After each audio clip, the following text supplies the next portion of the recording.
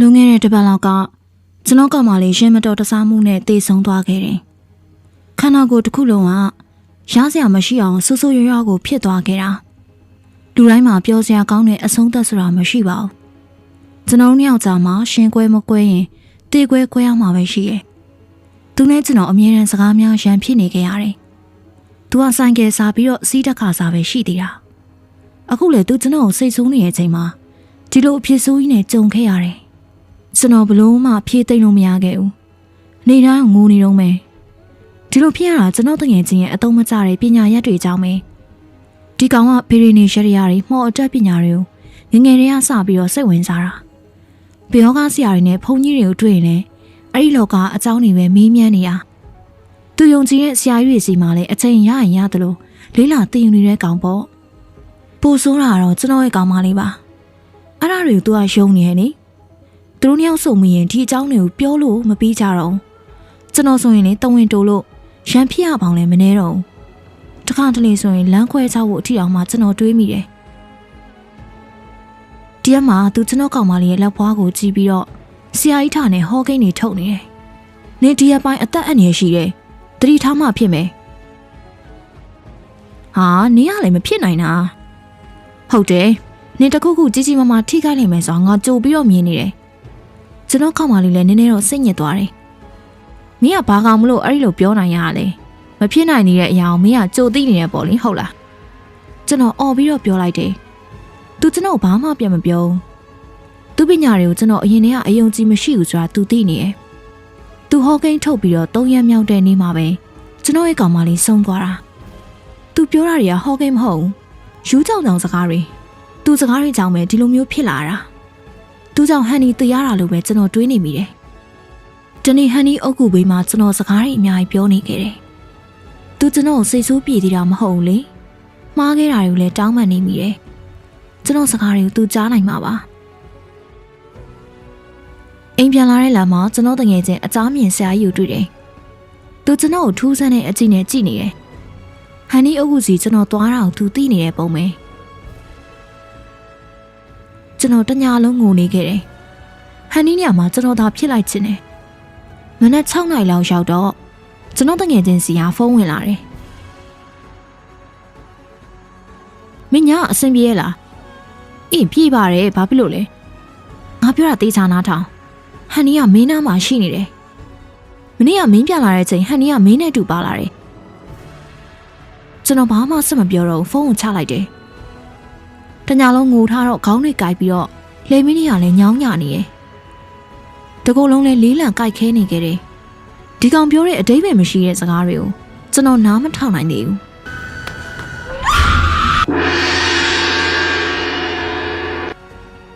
ကျမသားရှင်နှစ်လောက်ကကြောက်စရာကောင်းတဲ့အဖြစ်အပျက်တစ်ခုကိုကြုံခဲ့ရတယ်။နုံနုံရေအမစာကြည့်လိုက်တော့မလို့လိုက်ပါလား။ဟုတ်ကဲ့မမကျမတို့ရဲ့စာကြည့်ရလေးကဘုံကြီးကျောင်းကိုသွားတဲ့လမ်းရဲ့ညာဘက်ကတောင်ကုန်းလေးပေါ်မှာပေါ့ရွာအောင်ကျောင်းဆရာတော်နဲ့ရွာရဲ့ပရာဟိတအဖွဲ့သားတွေတိုင်ပင်ပြီးတော့ဒီစာကြည့်ရလေးကိုဆောက်လုပ်ထားတာတော့6 နှစ်လောက်ရှိပြီကျမကအချစ်ဝတ္ထုတွေတရေတစီဇလန်းတွေကိုဖတ်လို့ရှိရဲ့ကျမတော့အဲ့တော့ငယ်သေးတော့ကာတွန်းစာအုပ်တွေပဲအမြဲဖတ်နေတာဟေးဒီညီမနှစ်ယောက်ဘဲသွားကြမလို့လဲစာကြည့်ရိုက်ကိုသွားမလို့စပယ်လိုက်ခဲ့ပါလားငါလည်းဘုံကျောင်းကိုစွန့်သွားပို့ရအောင်မနင်တို့နဲ့တခါတည်းပဲလိုက်ခဲ့တော့မယ်ခဏစားအောင်နော်ကျမတို့3 ယောက်ရှောင်းလာရင်နဲ့စာကြည့်ရိုက်လေးရဲ့အနားကိုရောက်တော့နုံညီမလေးကစာကြည့်ရိုက်ထဲကိုအရင်သွားနေနော်ညီမတို့ကဘုံကြီးเจ้าကိုစွန့်သွားပို့လိုက်အောင်မယ်ဟုတ်ညီမတို့မြင်မြန်ပြန်လာခဲ့နော်ညီမလေးတယောက်တည်းဆိုရင်ပြင်းနေအင်းမမြင်မြန်ပြန်လာခဲ့မယ်နော်သူတို့နှစ်ယောက်သွားတော့ကျမကလည်းစာကြည့်ရိုက်လေးရှိတဲ့တောင်ကုန်းလေးစီကိုတက်လာခဲ့တယ်ကျမတို့ရဲ့စာကြည့်ရိုက်လေးကအမြဲတမ်းကိုလူရှင်းနေတာအခုလေတိတ်ဆိတ်နေရပဲတကောင်းဖွင့်ထားတာတွေ့ပေမဲ့အထဲဝင်ဖို့တော့ကျမနည်းနည်းကြောက်နေမိတယ်ဒါနဲ့ပဲကျမတလှမ်းချင်းလှမ်းလာခဲ့တယ်ဟဲ့မြန်နှုံးမတယောက်တည်းကိုဘာလာလောက်တာလဲအဖေမပါဘူးလားစာကြည့်ရက်ကိုစောင့်နေဦးအောင်မျိုးကကျမကိုလှမ်းပြီးတော့မေးလိုက်တယ်တယောက်တည်းမဟုတ်ပါဘူးတမိမတွေရောပါတယ်သူတို့ကဖုန်းကြောင်ကိုစွန့်သွားပို့ကြတာကျောင်းအပြန်မှာဒီုံလာကြမှာလေကျမစာအုပ်တွေရှိတဲ့နေရာကိုရှောက်လာလိုက်တယ်ကာတွန်းစာအုပ်တွေရှိတဲ့နေရာကိုကျမသိပါတယ်ဒါပေမဲ့ကျမအဲ့ဒီကိုမသွားသေးဘူးတခြားစာအုပ်တွေရဲ့မျက်နှာဖုံးကအရုပ်တွေကိုလိုက်ကြည့်ရတယ်ကြိုက်တယ်လေတခန်းလုံးကလည်းတိတ်ဆိတ်နေတယ်တဖြည်းဖြည်းနဲ့ တဲထိတ်ရှင်မှုတရေဝိထုစောက်တွေထားတဲ့နေရာကိုရောက်လာခဲ့တယ်။စောင်းမျက်နှာဖုံးကကြောက်စရာကောင်းတဲ့အယုတ်တွေကိုကျမလိုက်ပြီးတော့ကြည့်နေမိတယ်။ခဏနေတော့ကျမစိတ်ထဲမှာတခုခုကိုခံစားလာရတယ်။ကျမတို့တယောက်ကအနောက်ကနေပြီးတော့ကြည့်နေတယ်လို့မျိုးပဲ။ဟုတ်တယ်။တယောက်ကကျမရဲ့နောက်ကနေပြီးတော့ကြည့်နေတယ်။ကျမစီကိုရှောက်လာတဲ့ခြေတံဖွားဖွားလေးကိုလည်းကြားနေရတယ်။ချက်ချင်းပဲကြောက်တဲ့စိတ်တွေကထိမ့်မြပဲနေဖြစ်လာတယ်။လူတယောက်ကကျမနောက်ကျောအရန်နီးကပ်နေပြီ။ဒုက္ခနာကိုကအနှွေးတက်ကိုတော့မှကျမခံစားမိနေတယ်။လက်ကျန်ကျန်တစ်ဖက်ကကျမပခုံးကိုစုပ်ကင်လိုက်တယ်။ကျမနောက်ပြန်လှည့်ကြည့်လိုက်တော့ဦးအောင်မျိုးရဲ့မျက်နှာကြီးကိုအနီးကပ်မြင်လိုက်ရတယ်။ကြောက်စရာကောင်းတဲ့အပြုံးကြီးနဲ့ကျမကိုစိုက်ကြည့်နေတယ်။ညနူလေးကတရေဆောက်တွေဖတ်ရတာကြိုက်လို့လား။မကြိုက်ပါဘူး။ဒီတိုင်းပဲကြည့်နေရပါ။သမီးကကာတွန်းဆောက်တွေပဲကြိုက်တာ။ဟုတ်လား။ကာတွန်းဆောက်တွေကဟိုးဘက်မှာရှိရဲ့လား။ဦးနဲ့လိုက်ခဲ့။ကျမပခုံးကိုကင်ပြီးတော့ဆွဲခေါ်သွားတယ်။ကာတွန်းဆောက်တွေထားတဲ့နေရာရောက်တော့ကျမကိုပွေးချီပြီးတော့ကျမလန်းလန်းမမီတဲ့စာအုပ်တွေကိုရွေးဖို့ပြောတယ်။ကျမနေရခတ်လာတယ်။သူ့လိုရက်တွေကမျိုးသားတော့ဆိုတော့သတိထားမိလာတယ်။ဒါပေမဲ့ကျမဘာလို့ရမယ်မှန်းမသိဘူး။အရန်ကြောက်နေရမယ်တည်တယ်။အဲ့စာကိုငါမဖတ်သေးဘူးနော်။နင်တို့ဖတ်လို့ပြီးရင်ငါ့ကိုပေးနော်။နင်ပြောရတဲ့ငါအရန်ကိုဖတ်ချင်နေပြီ။အင်းမငါဖတ်ပြီးရင်ပေးမယ်။တကားဝါးစီကကျမမရီပြောနေတဲ့စကားသံတွေကိုကြားလိုက်တယ်။ချက်ချင်းပဲဦးအောင်မျိုးကျမနားနေပြီးတော့သူထိုင်နေကြခုံစီကိုပြေးသွားခဲ့တယ်။ကျမတို့ 3 ယောက်ဖတ်ချင်တဲ့စာအုပ်တွေကိုငှားပြီးတော့အိမ်ကိုပြန်လာခဲ့ကြတယ်။အဲဒီနေ့ကစပြီးတော့ကျမတငယ်ချင်းနေနေဆိုရင်တော့မှအဲ့ဒီစာကြည့်ရိုက်ကိုဘယ်တော့မှမသွားပြစ်တော့ပါဘူး။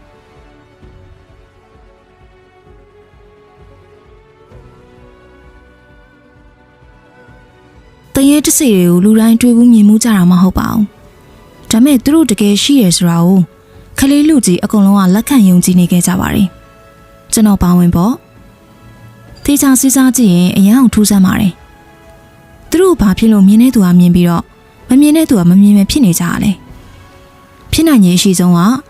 တရေတစီတွေကသူတို့မြင်စေခြင်းတဲ့သူကိုပဲကိုထင်ပြပြီးတော့6 လမ်းမျိုးပဲဖြစ်မှာပါ။သူတို့ကအမောင်နေရလူတွေဆိုရင်ကျွန်တော်တို့ကအလင်းနေရလူတွေပေါ့။ဘာဖြစ်လို့လဲဆိုရင်အမောင်နေရလူကအလင်းနေကိုမြင်ရပြီးတော့အလင်းနေရလူကအမောင်နေရလူကိုမမြင်နိုင်ဘူးလေ။တဘာဝတရားရအရန်ကိုထူးခြားစမ်းကြင်လို့ပါတယ်။ကျွန်တော်တို့မျက်လုံးနဲ့မမြင်နိုင်တဲ့နေရာတွေမှာနေထိုင်ကြတဲ့သူတွေကတရေတစီနာနာဘဝတွေမဟုတ်ပါဘူး။တခြားပုံကူတွေလည်းရှိနေနိုင်ပါသေးတယ်။ဒါတော့ကျွန်တော်ကိုယ်တိုင်ကြုံတွေ့ခဲ့ရတဲ့အဖြစ်အပျက်တစ်ခုပါ။ကျွန်တော်ကစာရေးဆရာတယောက်ပါ။ပရာလောကနဲ့ဆက်နွယ်နေတဲ့အကြောင်းအရာတွေကိုလေ့လာစူးစမ်းပြီးတော့ဝတ္ထုဇာတ်လမ်းတွေဖြင့်ပြန်လည်ပုံဖော်ရေးသားခဲ့တာ9 နှစ်လောက်ရှိပါပြီ။အရန်ဝင်ငွေကောင်းတဲ့စာရေးဆရာတယောက်တော့မဟုတ်ပါဘူး။စာရီပဲရေးပြီးဘဝကိုရက်တည်နေတဲ့သူလို့ထင်လဲမှားတော့ပါလိမ့်မယ်။ဒါမဲ့ဝါသနာရတော့ကျွန်တော်ကအမြဲတမ်းပရလောကနဲ့ပတ်သက်တဲ့ဇာတ်လမ်းတွေကိုပဲဆက်ပြီးတော့ရေးနေပြမှာပါ။နောက်ပြီးတော့ကျွန်တော် Mystery Animator ဆိုတဲ့နာမည်နဲ့ YouTube channel လေးတစ်ခုဖွင့်ထားပါတယ်။အဲဒီ channel ကနေလည်းပရလောကနဲ့ပတ်သက်တဲ့ကာတွန်းဇာတ်လမ်းတွေကိုပုံမှန်တင်ဆက်ပေးနေတာဖြစ်လို့စိတ်ဝင်စားရင်လာရောက်ကြည့်ရှုနိုင်ပါတယ်။ဒီနေ့တော့မရောက်ဖြစ်တာကြားပြီးဖြစ်တဲ့အဖေရဲ့မွေးရမြေစင်ထန်းရွာလေးစီကိုအလုပ်ကိစ္စတစ်ခုနဲ့ထွက်လာခဲ့တယ်။အဖေဘက်ကအမျိုးရင်းနဲ့လည်းမတွေ့ရကြပြီလေ။ကျွန်တော်အိမ်ကနေကားတစ်စီးနဲ့စပြီးတော့ထွက်လာခဲ့တယ်။တယောက်တည်းခီးဝေးသွားနေမှကြတော့နည်းနည်းတော့စိတ်လှုပ်ရှားတာပေါ့။ခီးရအရန်ဝေးတော့ကျွန်တော်တိတ်ပြီးတော့အဲ့ဒီရွာကိုမသွားချင်ပါဘူး။ဒါမဲ့နေရာတိုင်းမှာတရေတစီဇလန်းနေရှိနေတတ်ကြတယ်လေ။အဲ့ရွာသွားတာကကျွန်တော်အတရေးမဲ့စာအုပ်မှာထည့်ရေးဖို့အကြောင်းအရာတစ်ခုခုတော့ရှားလိုက်မယ်လို့ကျွန်တော်ထင်တယ်။မနက်9 နာရီကနေစပြီးတော့ထွက်လာခဲ့တာညနေ9 နာရီလောက်ရောက်တော့စားသောက်ဆိုင်လေးတစ်ခုမှာကျွန်တော်ညစာဝင်စားခဲ့ပါတယ်။စင်တန်းရွာလေးနဲ့အရန်နီးနေပါပြီ။ဘယ်နှစ်နာရီလောက်ဆက်ပြီးမောင်းရမယ်တော့မသိသေးဘူး။ကျွန်တော်ညစာစားပြီးလို့ပတ်စံရှင်းမိတဲ့ချိန်ဇဝဲတို့ကိုကြီးတယောက်ကိုမေးလိုက်တယ်။အကိုကြီးဒီနေရာနေစင်တန်းရွာကိုဘယ်နှစ်နာရီလောက်ဆက်ပြီးတော့မောင်းရမလဲဗျ။3 နာရီလောက်ဆက်ပြီးတော့မောင်းရအောင်မယ်။3 နာရီအောင်လား။အခု7 နာရီထိုးနေပြီ။12 နာရီမထိုးခင်တော့ရောက်လိမ့်မယ်။နည်းနည်းတော့ဝေးတယ်ဆိုပေမဲ့အကိုတို့ဘက်ကလန်နေရပါအနေမှမရှိဘူးစိတ်မပူနဲ့။မနဲ့အစိုးရထားပြီးတနေ့ကုန်ကားမောင်းလာတာကျွန်တော်အရန်ပင်ပန်းနေပြီ။စားတောက်ဆိုင်ရဲ့အနီးမှာဈေးသက်သာတဲ့တဲခုကန်လေးတွေတော့ရှိပါတယ်။ဒါမဲ့အခန်းကြီးကကျွန်တော်တို့သိပြီးတော့အဆင်မပြေဘူး။ဒါကြောင့်3 နာရီလောက်ဆက်ပြီးပဲမောင်းတော့မယ်လို့ကျွန်တော်ဆုံးဖြတ်ချက်ချလိုက်တယ်။အဝေးပြေးကားလမ်းမအရာနဲ့စင်ထန်းရအောင်သွားတဲ့တော်လန်လေးတွေကိုဖြည်းဖြည်းချင်းမောင်းလာလိုက်တယ်။ဒီရွာလေးကိုကျွန်တော်ငယ်ငယ်ကတခါတော့ရောက်ဘူးတယ်။လမ်းတော့မှားစရာမရှိဘူး ဒီလမ်းတိုင်းမဲ့ဆက်မောင်းရင်စင်တန်းရွာကိုရောက်တယ်ကားမောင်းရင်းနဲ့ကျွန်တော်အိမ်ငိုက်လာတယ်ညလည်းနဲ့လာလေလမ်းလည်းပို့ပြီးတော့ကျန်းလာလိမ့်မယ်တနေရာရောက်တော့လမ်းမမှာလူတယောက်ငုတ်တုတ်ထိုင်နေတာကိုလှမ်းမြင်နေရတယ်ကျွန်တော်လည်းအိမ်ငိုက်နေတော့လမ်းမရလူဟာယောက်ျားလားမိန်းမလားတော့မသိခွဲဘူးသူရဲ့ဆူရှားတဲ့မျက်လုံးတွေကကားရဲ့မီးအလေးရောင်စိုက်ကြည့်နေတယ်ကျွန်တော်ဆက်ပြီးမောင်းလာရင်လည်းသူနဲ့ခက်လန်လန်ရောက်တော့ကျွန်တော်အယမ်းမဲ့ထိတ်လန့်သွားခဲ့တယ်ကားရဲ့မီးလေးရောင်ကြောင့်သူ့မျက်နှာကိုကောင်းကောင်းမြင်ရတယ်လမ်းဘေးမှာထိုင်နေတဲ့သူကလူမဟုတ်ဘူးမျက်နှာနဲ့ခန္ဓာကိုယ်မှာရှည်လျားပြီးမဲနဲ့တဲ့အမွှေးမြင့်နေရအပြည့်ပဲခွေးတစ်ကောင်လိုထိုင်နေတဲ့အနေထားကနေလူတစ်ယောက်လိုမျိုးမတ်တက်ရက်လာတယ်ကျွန်တော်ကအရှိန်မလျှော့ပဲဆက်ပြီးမောင်းလာလိုက်တယ်အနီးနောက်ရောက်တာနဲ့အဲ့ဒီကောင်ကကျွန်တော်ကအရှိကနေခွေးတစ်ကောင်လိုလေးဘက်ထောက်ပြီးဖြတ်ပြေးတာ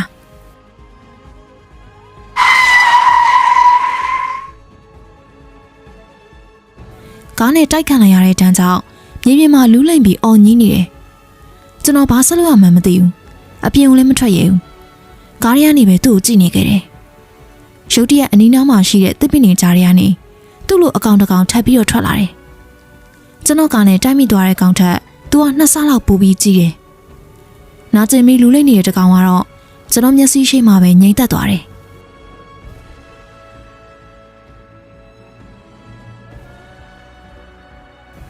ဘေးရတကောင်ကငြိမ်သက်နေတဲ့ခန္ဓာကိုယ်ဆွဲခေါ်ပြီးသူထွက်လာတဲ့တစ်ပင်နေကြားတွေပြန်ဝင်သွားခဲ့တယ်ကျွန်တော်တော့ဘာအန်ရမှမပေးခဲ့ဘူးမနေ့ရောက်တော့ကျွန်တော်ကြုံတွေ့ခဲ့ရတာကိုရွာအမျိုးတွေပြောပြခဲ့တယ်သူတို့တက်တက်နဲ့တကူတကားမှဒီလိုမျိုးမကြုံမှုကြဘူးတဲ့ကျွန်တော်ပြောတာတွေကိုမယုံတဲ့သူတွေလည်းရှိကြမှာပေါ့ကျွန်တော်စိတ်မကောင်းဖြစ်နေမိတယ်ကျွန်တော်ကလည်းတိုင်းမိလိုက်တဲ့ကောင်ကအသက်ရောရှိနေသေးရဲ့လားကျွန်တော်မသိပါဘူးသူတို့ကရောဘယ်လိုမျိုးနေစုတွေလဲဒီရက်မှနေတဲ့သူတွေကသူတို့တခါမှမတွေ့ဘူးကြပဲနဲ့ဘာဖြစ်လို့ကျွန်တော်နဲ့မှတိုက်တိုက်ဆိုင်ဆိုင်တွေ့ခဲ့ရတာလဲတပတ်လောက်နေတော့ကျွန်တော်မြို့ကိုပြန်လာခဲ့တယ်ဒီတော်လန်လေးတွေကကျွန်တော်မောင်းလာတဲ့ကားရဲ့အတန်ကိုကြားရင်သူတို့တွေကတကောင်ကတော့ကျွန်တော်တို့ထဲကနေစောင့်ကြည့်နေဦးမှာပါသူကျွန်တော်ကိုဘယ်လောက်ထိမုန်းနေမလဲဆိုတာကျွန်တော်ခန်းစားမိပါတယ်ဒါပေမဲ့ကျွန်တော်အိမ်ပြန်လာဟာအန်ရကင်းခဲ့ပါတယ်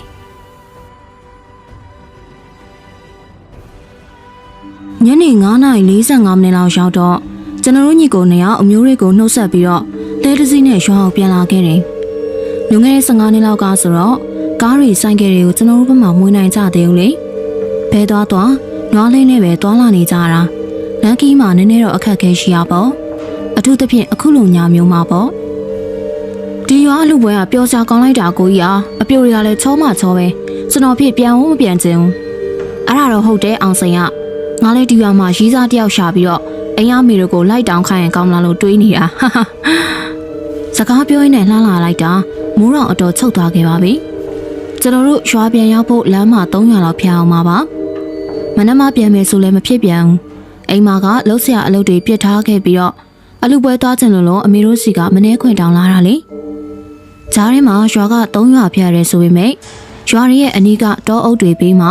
ကပ်နေတဲ့လမ်းဘေးကနေပဲသွားတော့တလန်းလုံးလူရဲရောင်ကိုမတွေ့မိပါဘူးည9နာရီလောက်အရောက်မှာတော့အရှိတက်ခန်းလန်းမှာလဲတစည်းလာနေတာကိုတွေ့လိုက်တယ်အဖိုးကြီးတယောက်ကဖက်စလိတ်ကြီးကိုမီးတရဲရဲနဲ့အသေးရှိုက်လာတာ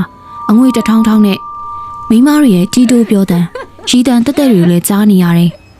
သူတို့နဲ့တဖြည်းဖြည်းနီးကပ်လာခဲ့တယ်ငါတို့ကအလူပွဲရပြန်လာတာထင်တယ်တဲဘောကအဖိုးကြီးကလှမ်းပြီးတော့ဟုတ်ပါတယ်ဒါနဲ့ဦးလေးတို့ကဘယ်သွားကြမလို့လဲကျွန်တော်တို့သတိထားမိတာကတဲနောက်မှပါလာတဲ့မိန်းကလေး2ယောက်ကိုပါကြည်စံဘလောက်တောင်လှလိုက်တဲ့မိန်းကလေးတွေလဲဓာတ်အောင်မှာသူတို့ရဲ့ဖြူပွေးနှုတ်ဖက်နေတဲ့မျက်နှာကိုကောင်းကောင်းမြင်နေရတယ်ဒီလောက်ချောတဲ့မိန်းကလေးတွေတစ်ခါမှမတွေ့ဘူးကျွန်တော်တို့ညီကို2ယောက်မျက်လုံးတွေကသူတို့မျက်နှာကနေပြီးတော့မခွာနိုင်ဖြစ်နေမိတယ်ငါတူတို့ရွာဝေးသေးတာပဲဒီညပြန်လို့အဆင်ပြေကြရလားဟိုးမှမြင်နေရတာဦးလေးတို့အိမ်မဲခဏလောက်ဝင်သားကျင်လိုက်ခဲ့ကြပါလားဒါမှမဟုတ်လည်းမနေ့ရောက်မှပြန်ကြပေါ့အဖိုးကြီးညွန့်ပြတဲ့နေရာကိုကြည့်လိုက်တော့ခက်ကြီးကြီးအိမ်တလုံးလှမ်းမြင်နေရတယ်ဘေးမှာတော့အိမ်တလုံးမှမရှိဘူးဗျာဟုတ်ကဲ့ပါဦးလေးကျွန်တော်တို့မငြင်းနိုင်ပါဘူးဒီလောက်လာတဲ့မင်းကလေးရဲ့မျက်နှာကိုထပ်ပြီးတော့ကြည့်ကျင်သေးတယ်လေနောက်ပြီးတော့မင်းကလေးရဲ့မျက်နှာမှာလည်းဘာမှနာမှမရှိပဲနဲ့ဖုတ်ယူတဲ့အပြုံးတွေနဲ့ဆိုတော့ကျွန်တော်တို့လည်းတွေးချင်တာတွေတစ်ဖက်သက်တွေးနေမိတော့တာပဲ ဒီလိုနဲ့ပဲသူတို့ရဲ့လှဲနောက်ကနေပြီးတော့လိုက်သွားခဲ့တယ်အိမ်ထဲမှာဖျောင်းနိုင်မီတွေလင်းထိန်နေအောင်ထွန်းထားတယ်အသိမြင့်ထားတဲ့လက်ဖက်တုပ်ရှင်နွေးချက်နဲ့ကျွန်တော်တို့ကိုဧည့်ခံကြတယ်ခဏနေတော့မြို့အောင်ဝင်လာတဲ့ပန်းသီးစပစ်သီးတွေပါမိန်းကလေးနှစ်ယောက်ကလာချပြီးတယ်ကျွန်တော်တို့လည်းပေါ်ပေါ်ရွရွပြောဆိုနေကြတယ်အခုတို့ဒီညတော့ဒီမှာပဲအိတ်လိုက်ကြလေမနေ့ရောက်မှပဲခီးဆက်ကြပေါ့ဟုတ်ပါတယ်ရှင်ဘာမှအားနာစရာမလိုနော်စကားပြောလိုက်ရီမောလိုက်နဲ့တနိုင်လောက်ကြာတော့ကျွန်တော်တို့နှစ်ယောက်ကအရန်အိတ်ချင်လာတယ်မိန်းကလေးတွေပြင်ပေးထားတဲ့အိမ်ရမှာပဲလှည့်အိတ်လိုက်ကြတယ်အိမ်မပြော့ခင်ချိန်ထိမိန်းကလေးတွေရဲ့စကားပြောတန်ရှိတဲ့နေရနားထဲမှာကြားနေရတော့မယ်ဒီလိုနဲ့နှစ်ယောက်သာအိတ်ပျော်သားခဲ့တယ်ခဏကြာမှပဲစူးရှားတဲ့အလင်းရောင်တစ်ခုကမျက်နှာကိုလာထိုးတယ်မျက်လုံးဖွင့်ကြည့်လိုက်တဲ့ချိန်မှာတော့ကောင်းကင်မှာသိန်းငှက်တစ်ကောင်ပြန်ဝဲနေအောင်မြင်တွေ့ခဲ့ရတယ်ကျွန်တော်တို့အိမ်နေတဲ့နေရာပတ်လည်မှာလည်းမီးလောင်ထားတဲ့သင်းငုတ်တွေနဲ့ပြားတွေပဲရှိတယ်နေ့တွေလာတွေပြောင်းသွားလေသူတို့သုံးယောက်ရဲ့မျက်နှာတွေကိုကျွန်တော်ကောင်းကောင်းမှတ်မိနေပါတယ်